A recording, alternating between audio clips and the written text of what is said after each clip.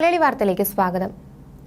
ഗാസയിൽ മാനുഷിക പ്രതിസന്ധി രൂക്ഷമായി തുടരുന്ന പശ്ചാത്തലത്തിൽ ഇസ്രയേലിന് ഭാവിയിൽ പിന്തുണ നൽകുന്നതിൽ ആശങ്ക പ്രകടിപ്പിച്ച് അമേരിക്കൻ പ്രസിഡന്റ് ജോ ബൈഡൻ രംഗത്തെത്തി.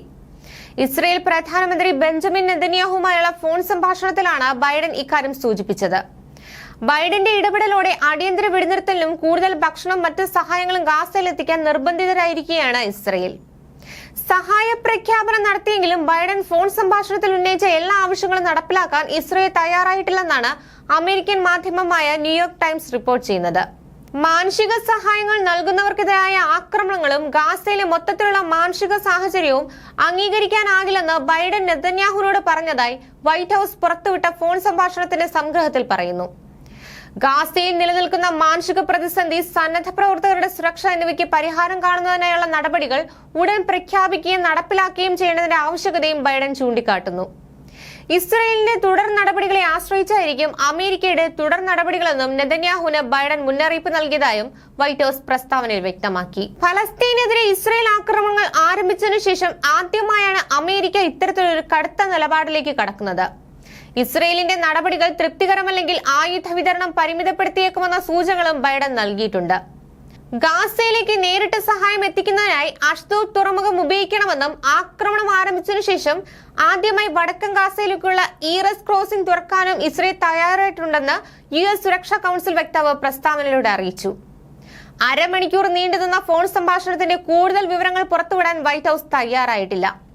എന്നിരുന്നാലും അനുകൂലമായ നടപടികൾ സ്വീകരിക്കുമെന്ന് നെതന്യാഹു ഉറപ്പു നൽകിയെന്നാണ് വൈറ്റ് ഹൌസ് അറിയിക്കുന്നത്. ഇസ്രയേലിനോടും ഗാസയോടുമുള്ള അമേരിക്കയുടെ നയത്തിൽ എന്തെങ്കിലും മാറ്റം വരാനുള്ള സാധ്യതകളെക്കുറിച്ച് വ്യക്തമാക്കാൻ വൈറ്റ് ഹൌസ് ജോൺ കിർബിയും തയ്യാറായില്ല.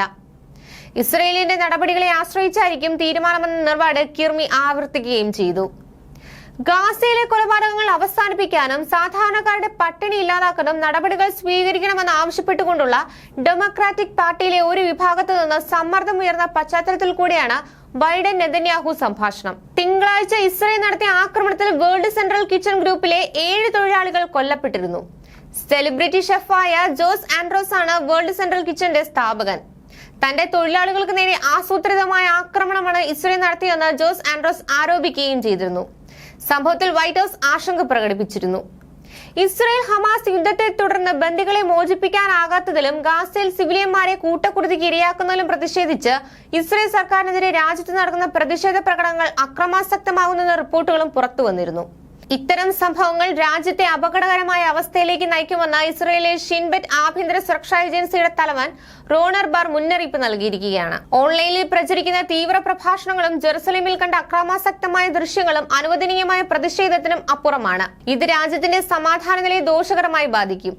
നിയമപാലകരുമായി അക്രമാസക്തമായ ഏറ്റുമുട്ടലുകളിലേക്ക് നയിച്ചേക്കാം.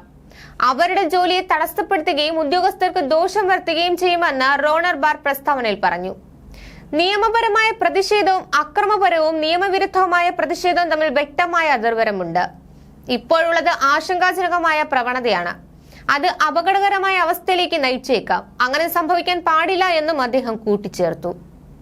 ന്യൂസ് ഡെസ്ക്, മലയാളി വാർത്ത.